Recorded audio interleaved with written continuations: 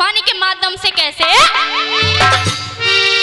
कहा, सोच जरा मत बाले इंसान, क्यों सोच जरा मत बाले इंसान, मिट्टी में मिल जाएगा, बस में तेरी पड़ी रहेगी, बस में तेरी पड़ी रहेगी, मेहतर कफाने उठाएगा, सोच जरा मत बाले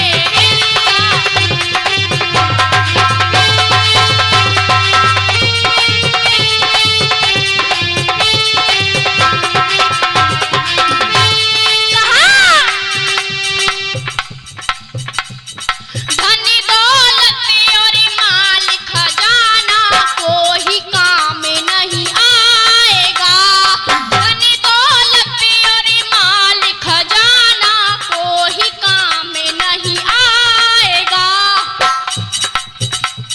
धनी दौलत और माल खजाना कोई काम नहीं आएगा, जिस दिन तेरा दम निकलेगा, क्या बात है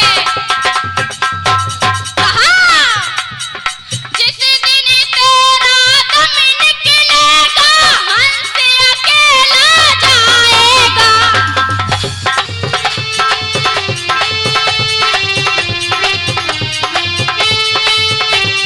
सोच जरा मत बाले इंसान, मिट्टी में मिल जाएगा,